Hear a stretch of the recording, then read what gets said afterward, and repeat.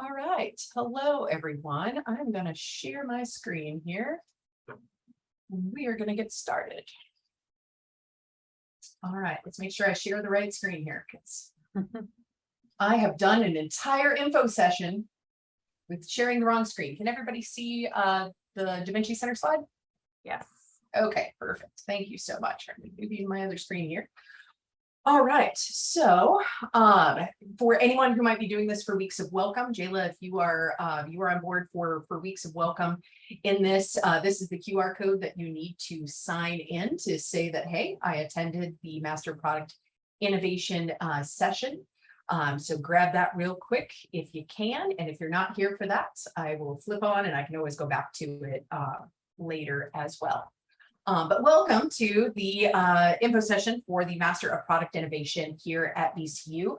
My name is Allison Schumacher, and I am the Director of Academic Alchemy for the VCU Da Vinci Center.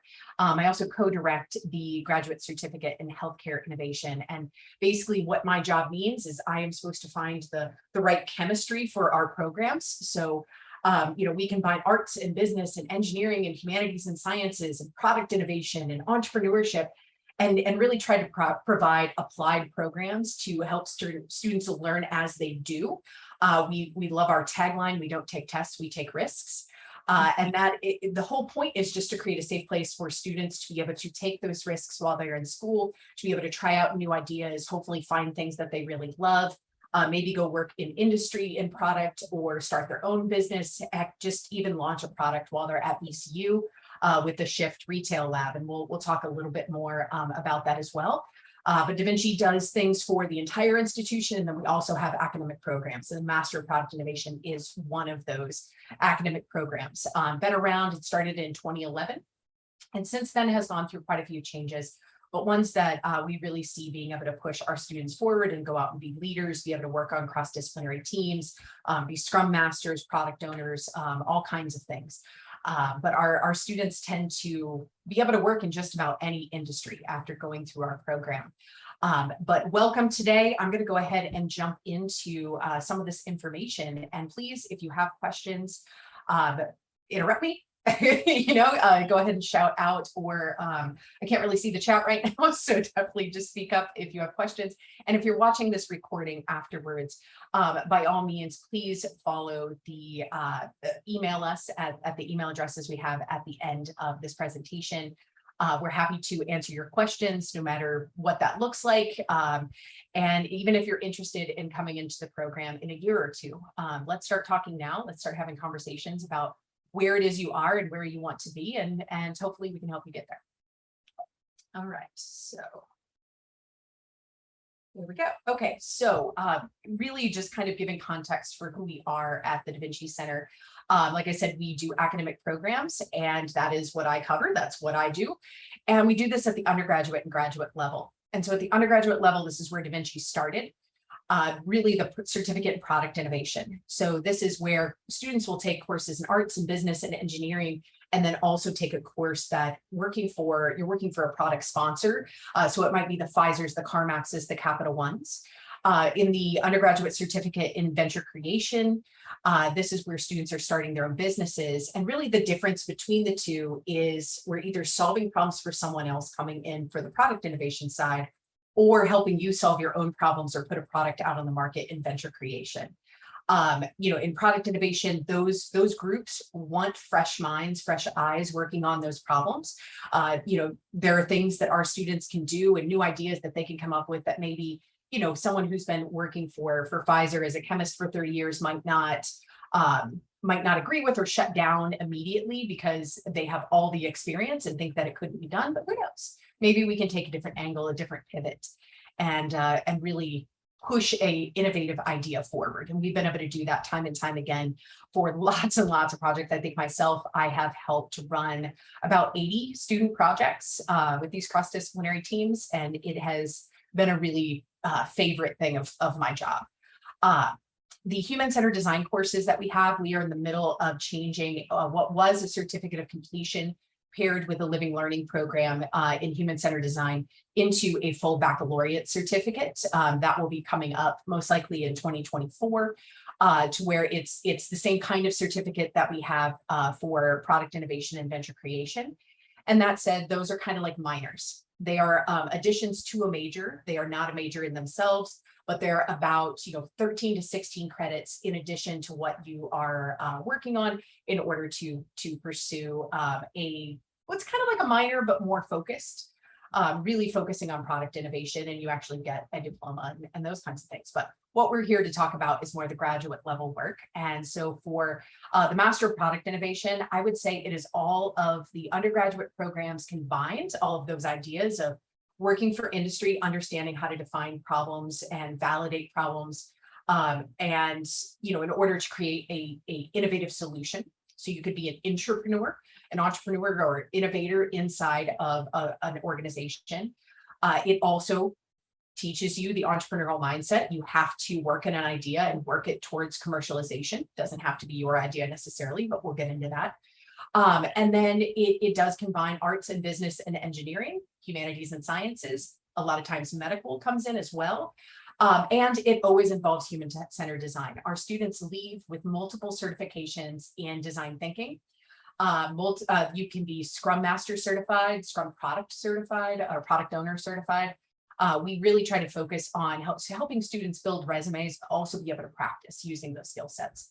And then lastly, here's the graduate certificate in healthcare innovation, which, like our undergraduate certificates, it's an add-on. As long as you have graduated undergrad, as long as you have a bachelor's degree, you can take this graduate certificate. You do not have to be enrolled in another master's program to do it, but that certificate is really meant to combine the ideas of product innovation and leadership from the medical side. So it's a combination between nursing leadership and the Da Vinci Center. So Master Product Innovation classes are in for the product innovation side, and then you have the nursing leadership courses on the other side. So, a lot of times we have people who are coming from maybe biomedical engineering or an MBA and really want to work in the medical field. They want to help people, they want to develop products, but don't know all of the regulations and everything it takes to work within a medical environment, let alone get a product adopted into that space. So we learn a lot about safety and regulations and those kinds of things in those courses, and then help build up products in the product innovation courses. So giving the main details of the two graduate programs that we run here, the Master of Product Innovation is really meant to be 13 to 18 months. If you start in the summer, you can go 13 months. If you start in summer, you can go 18 months too. But generally in the fall, it's a required 18 months just to get you through the classes in the right sequence when they need to go through. Both programs are cross-disciplinary. And looking at the graduate certificate, this is only 12 credits.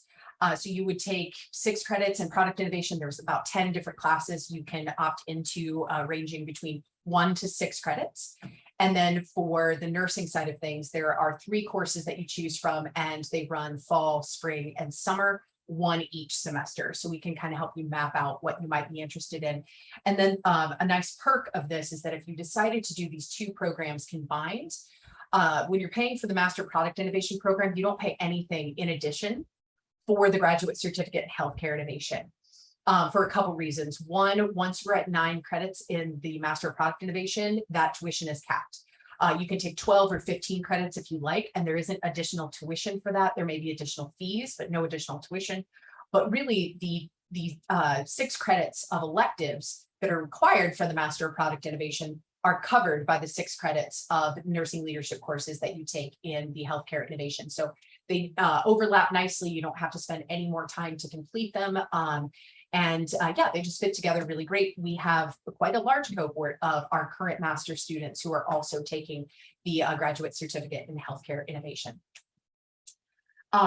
Looking at the sequence of courses, this is really how this is how the program was set up initially. So this is a full-time student summer start. You can complete the program over the course of 2 years as well. We have the largest cohort of students we've ever had this year, and a good portion of nearly half of them are doing the program part-time. very much a possibility. We understand that people work full time, and if you're going to get the most out of graduate experience and really, surround yourself with lots of different things that can interest you, it can take some time. And if you're going through full time and working full time, that can be a little tough. But we'll look at a different lineup of these for a part-time sequence in my next slide. But looking ahead, coming in summer of 2023, that INO 600 class is actually something that we do abroad. You can take either 600 or another new course that we have that's called 610 if you don't want to study abroad. So basically, if you want to start this program in a really immersive environment, we will take you to Portugal for 3 weeks, and you would go through the European Innovation Academy. We are back to traveling. We just did the Portugal trip this last week. We used to go to Italy. Now the program is more or less in Portugal for the next few years. But really wonderful city of Porto, amazing experience to meet people from 65 different nationalities in this one location, form a team of 5 around an idea, whether it's yours or someone else's, and you go from idea to pitching to investors just in 3 weeks. So it's not a lot of depth. You have to make very quick decisions. You have to be, I guess, very agile, as you would if you were already running a startup. You have to prototype. You have to market these things. You have to launch a website. There's all kinds of things, but you get the breadth of knowledge of all things product development and entrepreneurship in that 3-week time. And then you can come back in the fall and really start to dig deep and go deeper into the subjects of product innovation and entrepreneurship.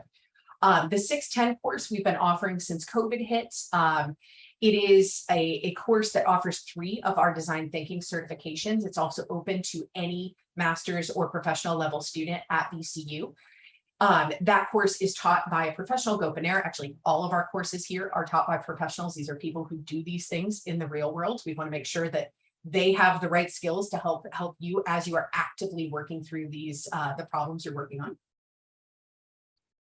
So we do have an alternative for that course. It's not listed here because it's an elective technically in the course, but we will sub it in for that requirement for the foreseeable future, really until people are more comfortable traveling and we see, who our audience is.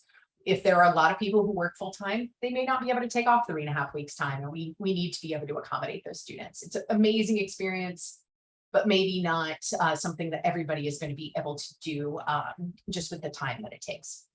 The INO 691 courses, those are electives. These are usually 1-credit courses that are offered throughout the summer. Anyone can take them as long as you are accepted for the summer. They're open to any graduate level student across the board, but these are things like intellectual property protection. That's like copyrights, trademarks, patents. That may sound relatively uninteresting to a lot of people, but I have to tell you, in 1 week's time, for 1 graduate credit, you end up working with 3 different clients on things that actually will become real. You learn in depth about what it means to go into litigation for intellectual property, what it means to form a company, what it means to hire people and have those contracts, what it means to just establish intellectual property as part of a startup. And this is taught by one of the most energetic people that I've ever met. He's an amazing person, On Liu. And he's been with us for a long time, but he is a partner at Nixon Peabody, which is one of the oldest intellectual property attorney firms around the world. And they do literally work around the world. But really incredible courses. In the same summer semester, you could get Scrum product owner trained. You could learn more about user research, UX, UI design, all kinds of things. We like to offer usually 5 or 6 of these courses so that students can kind of pick and choose which ones are going to fit best for the skill sets that they want to learn going forward in the program. And most of them are between 1 and 8 weeks long, but most of them are 5 days for 4 hours a night, or 2.5 weeks, and you're meeting, a total of maybe 6 days. So they're really intense and kind of long courses, but that's a pretty short period of time to gain a graduate credit. Not to mention just being able to network, work on real projects, and get kind of the intensity and the experience of working in product innovation. Okay. So in the fall, this is where we really focus on industry and understanding what product innovation is. So 501 is business principles for product innovation. 501 is design principles for product innovation. 502 is business principles, and 503 is tech principles.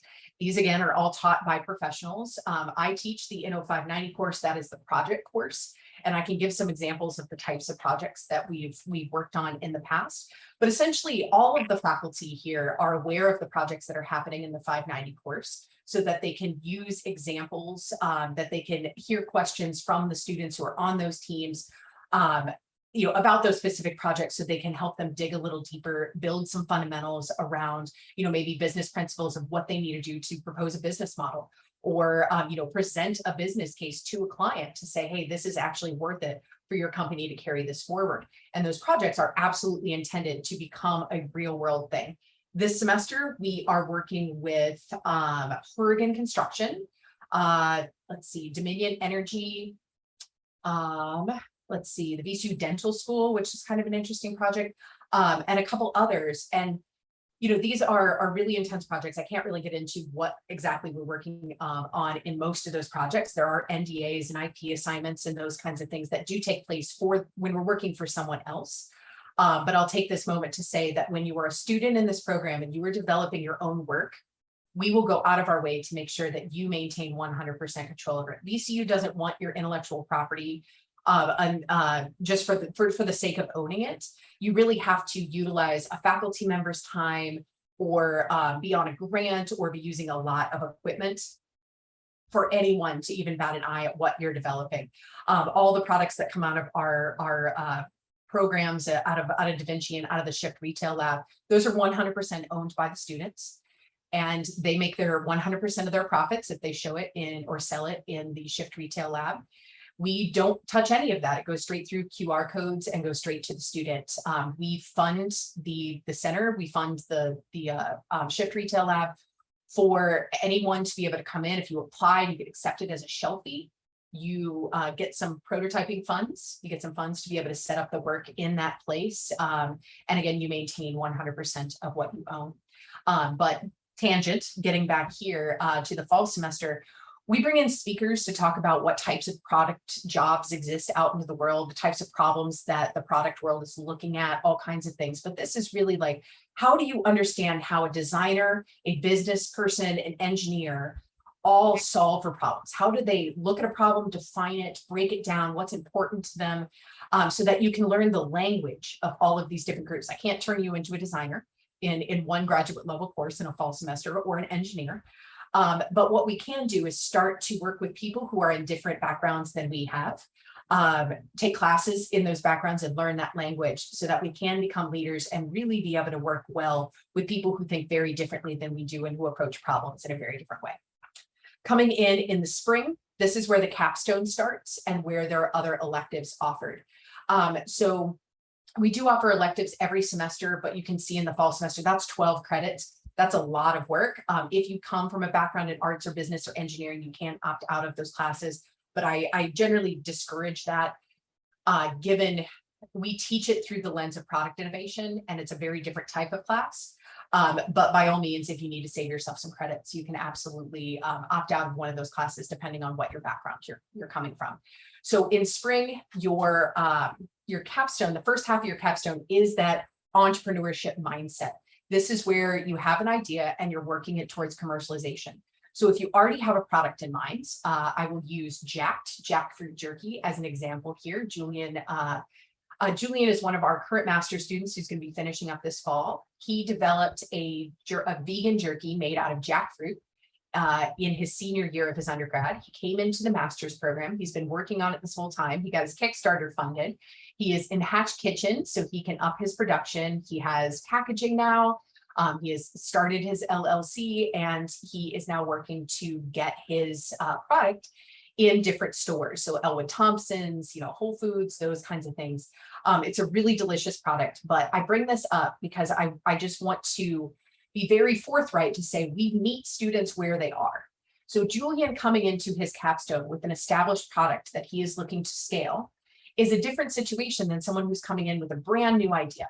They haven't validated it yet. They just see this problem out in the world and they want to find a solution for it.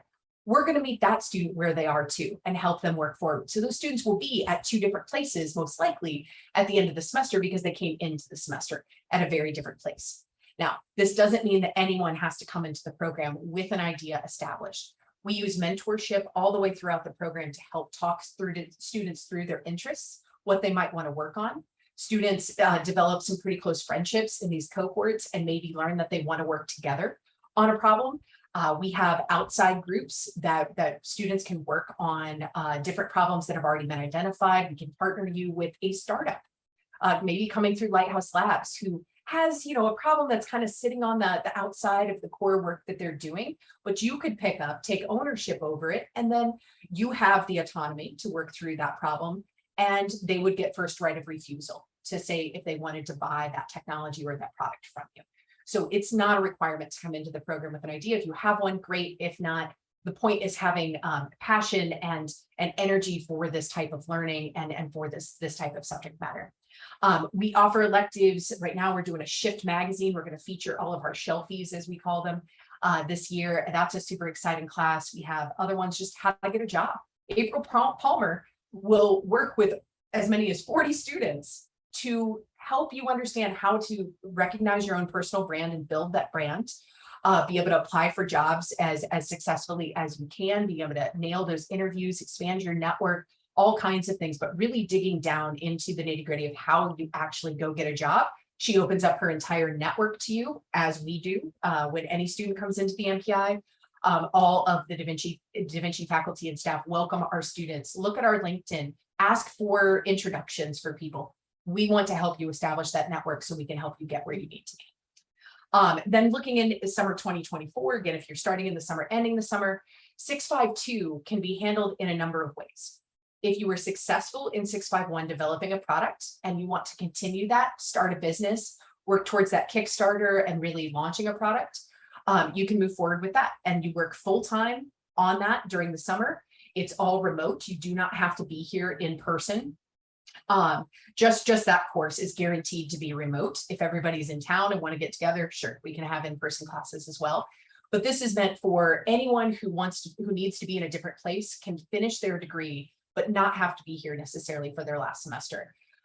So you can continue your 651 project. You can do an internship or have a job. If you have an established job, you can have a special project that you're working on for that job that is a little bit separate from what you're doing for your normal 40 hours a week, or you're just working. If it's a new internship or new job, you're working in product. All of this is we're trying to coach you, help you win that internship or get promoted in your job. The whole point is to, again, meet you where you are and get you to where you want to be. So if you don't want to be an entrepreneur, let's help you be an entrepreneur. Let's help you move up into that place.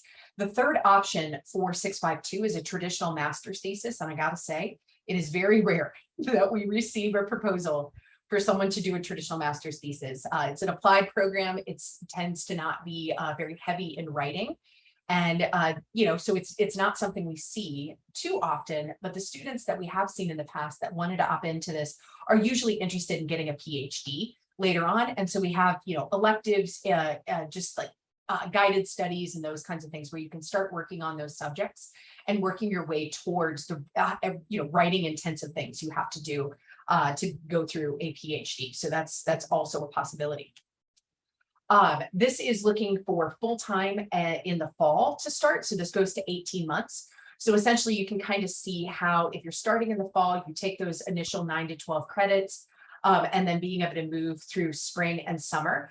Now, the reason why 652 moves to the fall in this situation, it doesn't have to, technically, because we are subbing out 610 to 600 for Inno 600, that EIA experience. If you were to do Inno 610, you could also do 652 at the same time and finish in summer of 2024.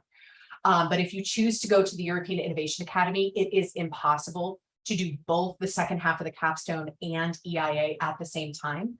EIA is like 10 hours a day, 5 days a week. It is way too intensive to be able to do those two things at the same time, but that's okay. Doing this in 18 months, we have half of our previous cohort who decided to finish in the fall. So half finished in the summer, half finished in the fall. So we got some flexibility and some options here. All right, I want to pause for a second to see if I have any questions. Brittany, Jayla, do you have any questions? I've been talking a lot and I talk fast. No, not at all. I think I would be definitely a little bit more interested to see, what it looks like for a part-time, obviously, if I'm working 40 hours a week.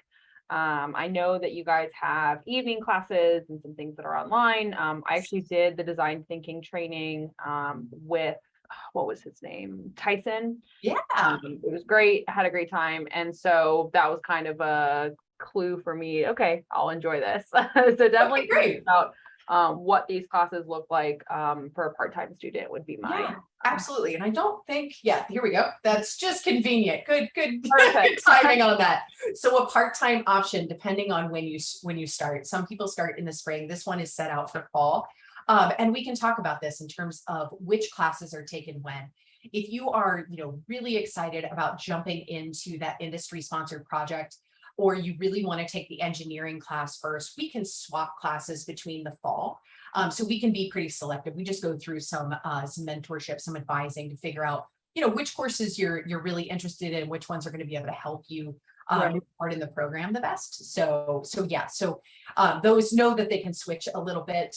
Spring, your first spring really does have to be electives. There isn't a lot of choice there, which does cause a little bit of problem if someone's interested in the healthcare certificate. Because you can't take two of those nursing classes within the spring semester. It's only one. But very possible to do that 6 credit part-time work. We have lots of electives we offer, and we also accept electives from all over the university. As long as it's one of them has to be a 600 level class. The other one can be 500 level, but out of those 6 credits, we just need 3 that are 600. So there are tons of options. Mary Chris has a huge list of elective students have taken in the past, and it is not an exhaustive list. There is plenty of opportunity for other classes to be taken. I know we've had students who've gone over to craft and material studies to take courses, or sculpture, engineering. Let's see.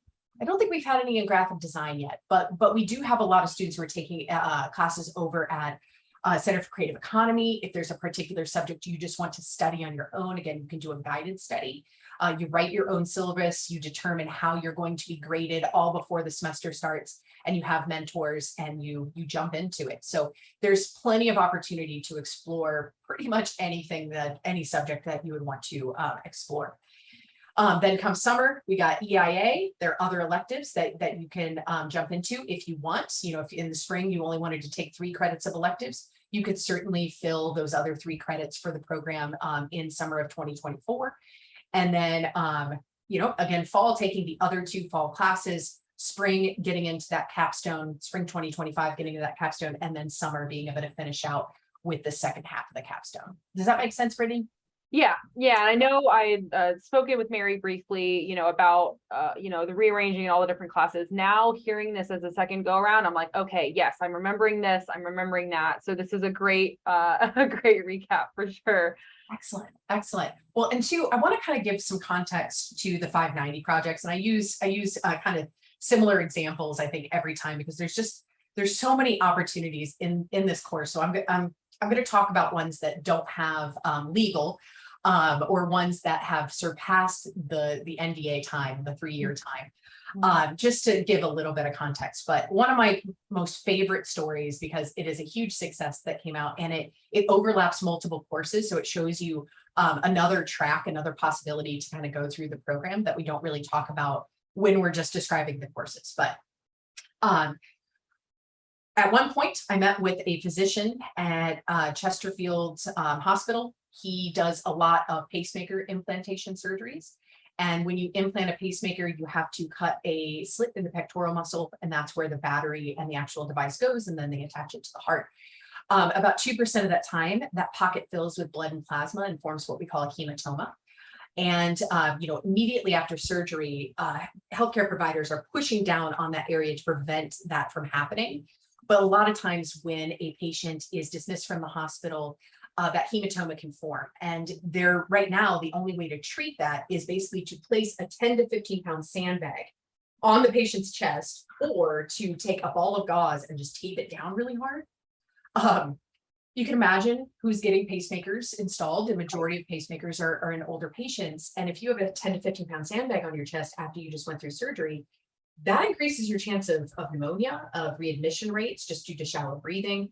And the tape itself just kind of tears the skin. So they're not super great treatment. So our students managed to build a sensor and test that out. They did confirm that it does take 10 to 15 pounds of pressure in order to prevent the hematoma from forming. They built the sensor and actually had healthcare providers pressing down on it, which was really great. And then they also disproved the gauze and the tape method doesn't work at all. Long story short, they ended up developing a device that goes over the shoulder. So it holds the arm in, so the patient no longer has to wear a sling. So now they have use of their arm. It moves across the body and Velcros off to the side. And then right over where that incision was made is an air bladder. And you use a pump similar to what you would use to take blood pressure. The little sensor is there. You can see how much pressure you're applying. So now that person can get up and walk around. They have use of their arms, readmission rates will go down, and it prevents hematoma. So we're hoping that this will become the broad solution for this. But the exciting part about it is when they finished this 590 project, they all started proposing different ideas for their 651. And we're like, wait a minute, what are you doing? You have a product here. They ended up forming a company with this physician, then getting accepted into Mass Challenge Accelerator down in Austin, Texas, and decided, hey, we don't actually want to run a medical device company, but now we have protected IP. We patented this. Mhm. We can sell it. You can license it out. And so now those students are getting royalties from that, and they are off doing very different jobs. All of them work in industry. One of them is teaching. But the great part about this was done by a graphic designer, a tourism and hospitality major, and a biomedical engineer who really wasn't used to building these types of prototypes. And so they looked at me like I was crazy when I handed them this project, but instead they found a entirely different part of themselves that they didn't even know existed and ended up forming a company and now get royalties off of the product that they ended up creating, which is pretty cool. There's lots of this stuff. We've worked on participatory budgeting models for the city. We've worked on, how to deliver drugs. I can't talk about like what kind of company that's coming from, because that one's still under NDA, but like parents giving their children medicine can be a really big challenge. We've worked on that before. Like, how do you make that an easier process for everyone? There's so many of these things. We've worked with, helping the state of Virginia really establish a way for computer science teachers to be able to work directly with computer scientists or IT people, techs in the field, because we have a ridiculous amount of unfulfilled computer science jobs in the state of Virginia. The state of Virginia is the first state to require K through 12 computer science education, but they weren't hiring new teachers to teach it. They needed existing teachers to teach it. And so while Code VA does that for students, they also created the legislation or helped lobby for the legislation to make that happen in Virginia. The Obama administration had come forward and asked if there was a way to combine these two groups in some way. So our students worked with about 60 teachers and 60 tech professionals and came up with a whole list of features, but an application that would allow a teacher to just ask a question on an online platform and allow any tech to be able to come in and answer that question. They can rank each other like you do with stars on Uber, but they gave the beta release of this thing, and it's being built. We hope this will be the thing that actually is established as a normal thing in multiple states for the teaching of computer science education as that becomes more regular throughout the K through 12 space. So lots and lots of different things. We are very much user focused. We need to talk to people to figure out what their needs are. We need to test prototypes. Again, this is very applied and based in design thinking. Okay, so if you would like to apply, if you're watching this and you're like, this sounds amazing, I can't wait to get started, please go ahead and go to the Da Vinci Center website. I will give you a heads up right now. We're switching the systems. So I'm not certain that the fall application is currently open. I think it's just the summer application that's open. So know that, Brittany. I know you're interested in fall. But I know the summer one's open. It will open soon. I believe it might be October 15th. when it comes up, either that or we'll get it open sooner rather That than sounds later. about right from my days Yeah. of admissions. Yeah, just how there's a cadence to it, and There's now a- yeah. running all the programs and all the different due dates, it's always a struggle for me to remember when they launch and when they get taken down. So we'll figure out what that is, but I know the summer one is up. But if you go to the Da Vinci Center webpage, it is going to bring you to the graduate school webpage. That is normal. That is what it is supposed to do. Brittany, if you're applying for multiple programs, you can select both the Master of Product Innovation program and the school of or college. Is it college or school of education? School? You get School of Education. I know, I should know this as I'm looking at PhDs there. So yeah, you can apply to multiple groups. If you are going to have trouble, paying the $70 application fee, please let us know. We do get some codes that we would rather pay for your application fee than you to have to do that. It's just kind of a perk of this. We just can't, the grad school won't let us just say, hey, will you just charge us for all the application fees? It's not how it works. We have to give you a code. So you can reach out to us, Mary Chris Escobar, or myself, and we'll get you a code to submit your application. But yeah, just click apply now. There isn't a lot that you have to submit. Really, the things that are super important are your statement of intent. There are some questions that are prompts that you have. You can address one prompt or multiples for your statement of intent. We want to know who you are. At the Da Vinci Center, practicing human-centered design means that we care very much about the humans who are coming into our programs. We take a lot of time to establish our cohorts and bring in the right people who we believe will be able to challenge each other, but also be able to work well together, and really are focused on the human aspect of things. You have to be good to yourself as a human in order to be successful out in the world. And so we just want to get to know the human you are. So your statement of intent, feel free to share whatever it is you would like with us, but we want to hear your passion. This, I think, would be a little bit different of a statement of intent than you might see for other organizations. Tell us about yourself. Tell us what you love and what gets you excited. What you want to do in your life, or if you don't know what you want to do in your life, that's okay too. And just talking through kind of how you've developed as a person and what brought you here. Your resume can be important. We definitely need to see what the background is and those kinds of things. But your 3 letters of reference also speak well to who you are. Right. And you don't have to have those letters turned in when you click submit for this application. The actual letters can come later. You just put in the names and the email addresses of your recommenders or of your references, and then the system will send a message out to them to let them know that they can enter their evaluation. Okay. The last part, just to stay in this section of things that we consider really important. The last part of the thing that is really important to us is the interview. So we have a graduate committee. We have lots of people from all over the university who are partnered with us and will help us interview different candidates for this position and provide their feedback. But that is an opportunity where we ask you about 9 questions, and it again is just an opportunity to get to know who you are as a person. We just tend to be very authentic and open and honest people. And we just want that from you all as well. So we try to make it very much a conversation. It is not meant to be anything that's super intimidating or anything like that. I know people get nervous in interviews and that kind of stuff, and we take all that into consideration. We just want to get to know you. You do have to submit your transcripts. You do unofficial transcripts initially, and then you enter your school's information. So it sends the official transcripts back to VCU. But again, those are just notifications you're putting in the system. They aren't things that have to be present for you to click submit. And then a couple of things, we are changing this language, but I don't have confirmation that it's been changed yet. So I want to call this out. There are no required standardized tests for this program. You do not have to take the GRE, the GMAT, any of the other tests that probably begin with G. None of that. It just doesn't tell us anything about how successful you can be in this program. Those tests tell us that you can take a test. Right. And it'll cost you like $250 to do it. So we have found that those scores don't really indicate who will be successful in our program. So we have officially eliminated that. But I will say that it takes a little while to get all of the language changed in all the different places where you may find information about this program. So know that if you see that it is required, that is not the case. You do not have to submit test scores.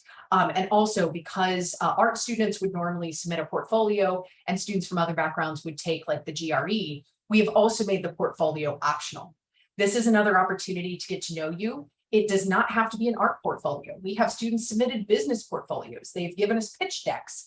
They've, people who are photographers. This is just showing us what your skills are. We've had writing samples come in, all kinds of things. Portfolio is a pretty loose option if you've, started a notebook of different ideas where you're sketching out products and those kinds of things. Great, wonderful, related to product. If you've built a website, awesome. You can send us a link. That works. It's also optional. You don't have to do that, but we do encourage it from any student.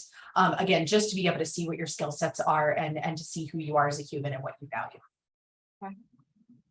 Any questions about that? I guess the biggest thing that I will have to figure out in these next couple months is the different tracks. If I chose to do a Master of Education with Da Vinci electives, is there an application process to just take the classes that are open? No. Okay. No, not at all. Anything that is a 591 or a 691 through under INO, the INNO prefix, it's under Da Vinci in the sign up and the registration. All of those are open to any graduate or professional level students. So you would just be able to sign up for those. I will say that you will need to check with the College of Education to confirm that those are accepted electives through what they offer. That's the only hiccup there. Just make sure that, that they're on board. Okay.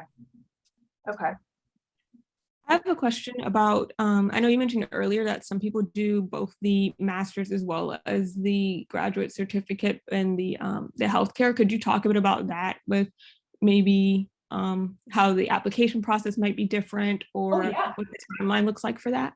Yeah, great question. So if you interview for either of those graduate programs, the interview process is very similar.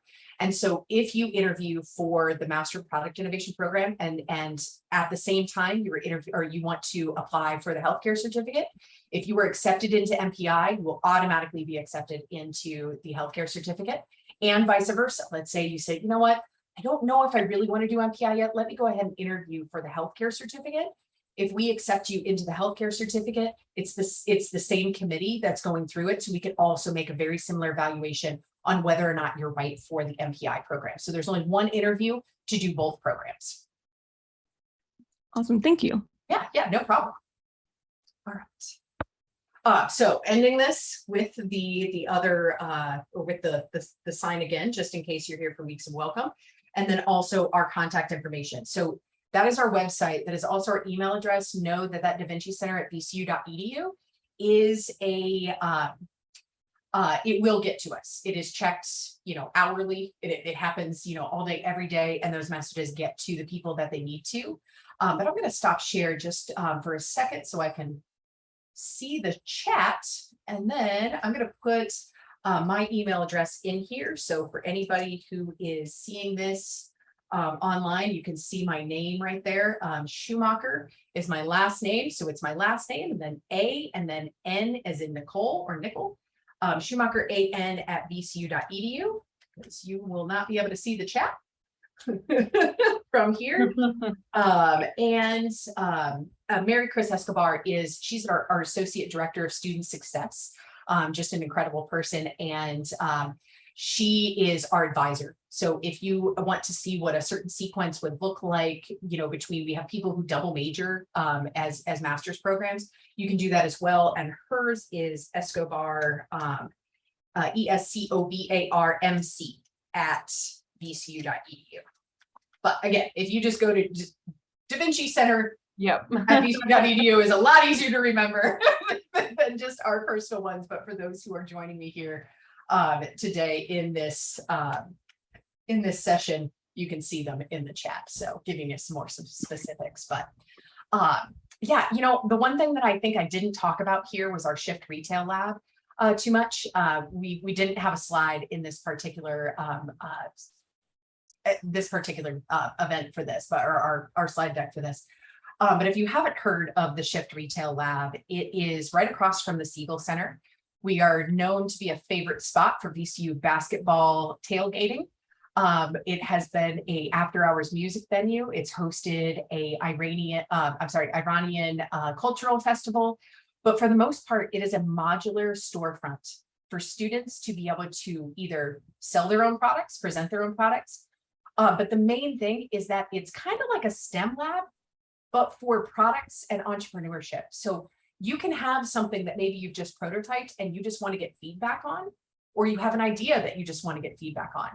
You can apply to be a shelfie. And we have a student organization as well as administration from Da Vinci who decides who gets to go up on the shelves. We do holiday markets, all kinds of things. But basically that space is meant for students to be able to get feedback, to be able to talk to real users. We host events, networking events there. We do feedback Fridays to where we just invite anyone in who wants to get feedback on their products, and then invite members of our community and our mentors, our ecosystem, our entrepreneurial ecosystem to come in and give feedback.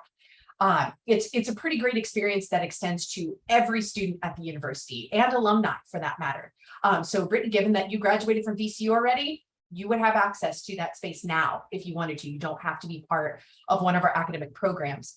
That also goes for our pre-accelerator program that we run for all students.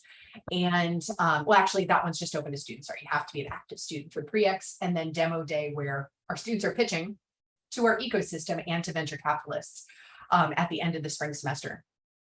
So we do quite a bit. Honestly, I think I'm just kind of touching the tip of the iceberg, but I have to brag a little. Shift won a Fast Company, an international award for urban design. So it's a world-changing idea, honorable mention. So we didn't get into the final place, but just the fact that VCU has a storefront that Fast Company names a world-changing idea in urban design, not even in education, I think is a pretty big deal. And so yeah, it's really exciting what we're doing over there. Students get together for mindful mornings and co-working time and all kinds of things. But we welcome you to go over to Shift, see what's there. Our first group of shelfies should be up soon for the fall semester. And right now there's a whole bunch of information there from students who did present at demo day in the spring, and you can help provide feedback, buy their products, contribute to their Kickstarter campaigns, whichever you like, or just go over and talk to our students who are operating that lab and see what it's all about. It's a beautiful space. Mm-hmm. All right, any other questions that I can answer for you today? It's a lot of talking, I know. Mm-hmm. So I'm looking at the list of the Master of Product Innovation tuition breakdown with, the list of courses. Yep.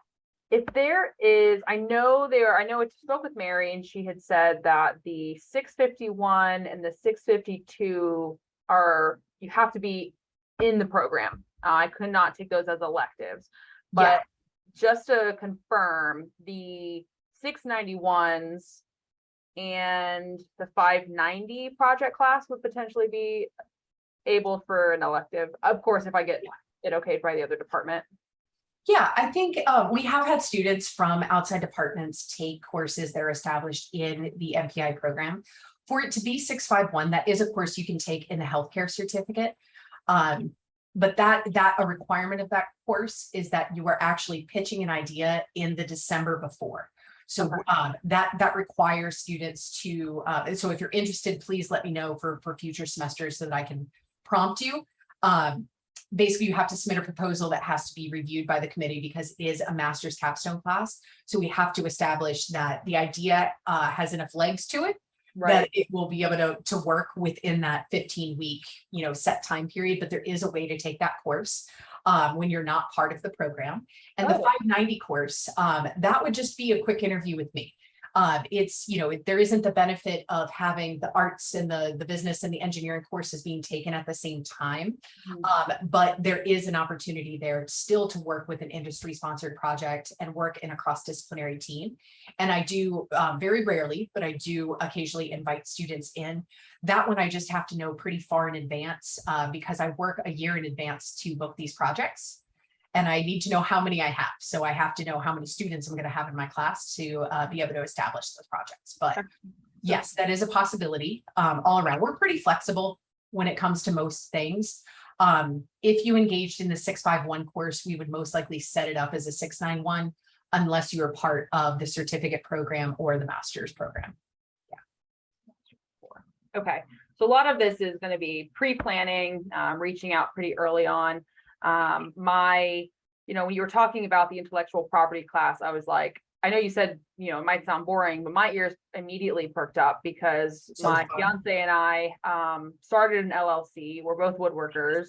We've got a website, but I am, there's a lot of pieces. Like what you were saying is, how does the creative mind and the business woman and the, engineer, and I'm like, well, I'm trying to be all three. So Yep. I would love to sit down and that course would be extremely useful. Yes, it would.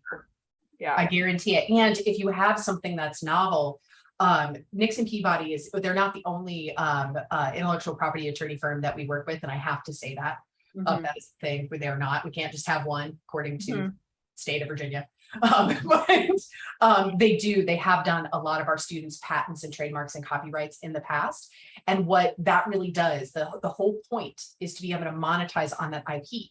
So if you have a company, an established company, and you have intellectual property, that means if you need investment, you have a higher chance of being able to get that investment because you have equity. There's something that you can sell in the event that your business collapses and you decide not to move forward. Your investors can still get some level of their income back, depending on what it is. But not everybody needs to have investors. I discourage it unless you really absolutely need a big chunk of change to be able to move your business forward and scale it. right. I've run 3 businesses and I haven't ever had to do that, but my businesses, I didn't scale. I wanted them to maintain relatively small. But yeah, I knowing that you own like a woodworking business, there is plenty of opportunity to expand and scale that and be able to build those skill sets. But yeah, that intellectual property course is powerful. Seems like a good option. Okay. So would you say, in terms of next steps, would you encourage someone to, apply to their program, let's say either whether I go down applying to this program or applying to Master's of Education, if I get into either of those, the reason that I'm leaning towards Master of Education is because they fully pay the tuition, whereas this is half. And so I'm thinking, okay, if I get into that program, would you advise that immediately setting up an advising appointment with Mary to say, hey, these are the courses that I'm looking to take here in Da Vinci. Let's look at my program and see where those would fit in, because I know there are certain semesters that they're only offered. Okay. So really get in first and then setting up a appointment. Yeah, go ahead and you can apply to both programs. You might be accepted to both programs, and then you can determine, which one you actually want to pursue. I definitely understand the tuition and support concern. I didn't know you could apply to 2. That is I will do that. Yeah. If you actually want to do both of them at the same time, there has to be an agreement between the 2 groups. So we have a student now who is, he is a Master of Product Innovation student and a computer science master's student. Okay. So we know that there cannot be overlap between the electives between those 2 programs. So it has to be the full amount of credits for those 2 programs. But if you're just doing one and then subbing in the electives, if you don't know who to reach out to in the School of Education to figure out if they will accept those electives, Mary Chris can certainly help with that. Okay. Okay. Yeah, we got plenty of time. Yeah. But yeah, we'll go through this process. And if you know that you want to be in 590 next fall, that kind of stuff, just as long as I know by like midsummer, I will, everything will be just fine. That gives me plenty of opportunity. That's when we're accepting, proposals from different companies and those kinds of things and figuring out, who's going to go where. I'd like to know the majority of my students a year in advance, so that as I'm talking to companies about these projects, that we're bringing in something that will both be challenging to our students and also align with their skill sets. Okay. That makes sense. Midsummer. Okay. Yeah, no, this has been very helpful. I appreciate your time. Thank you so much. Absolutely. Happy to do so. This is, we don't normally do these at noon, but I'm like, this is a great time of day to do this. Well, when you teach at night, multiple nights can get a little tough, but yeah, anything else that I can answer for you? I do have, going back to like the dual thing, how would the like day-to-day schedule or semester schedule differ for those who are just doing the master's program versus those who are doing the certificate and the master's? Got it. Yeah, that's a great question. So in the master's program, all of our courses are offered after 5 p.m. In the summer, they might be at 5 or 5:30 when they're starting, because you got to like, they're 1 week, you got to be there for 4 hours. But during the regular semesters, they start at 6 and run to 8:40 p.m.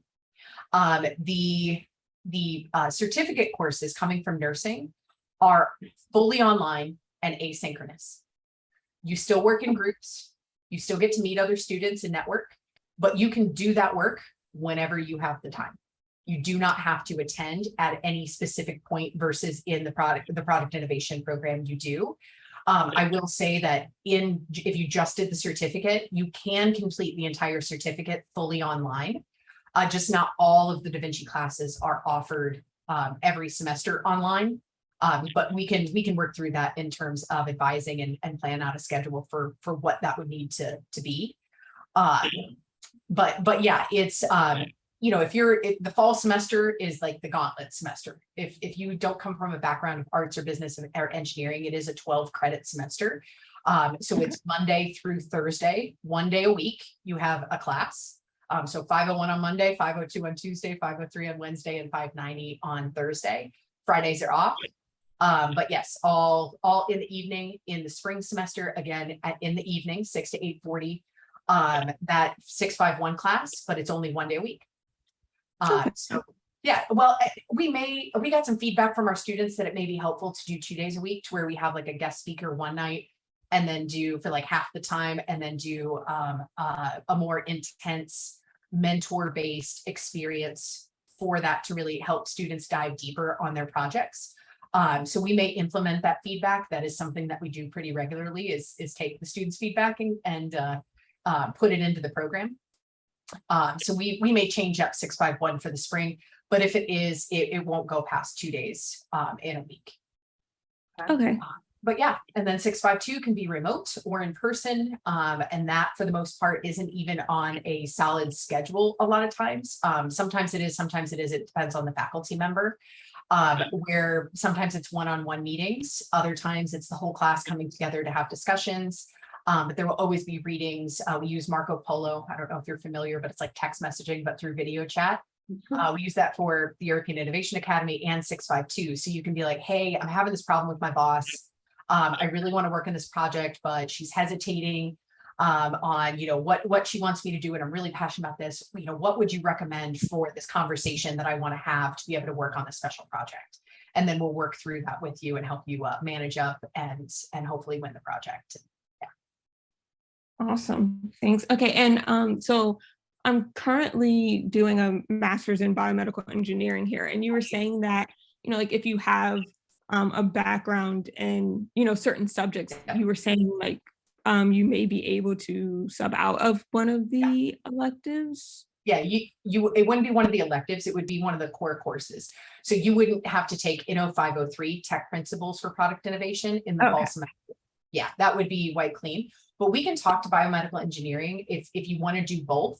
We currently have a student who just graduated this August, Jing Yao. She was a PhD in biomedical engineering and doing the Master of Product Innovation. So we've already worked with that department to do a dual degree. So happy to do that for you as well if you'd like. All right. Well, thank you. I'll keep that in mind. Excellent. Or if you just want to switch, we'll steal you all day long.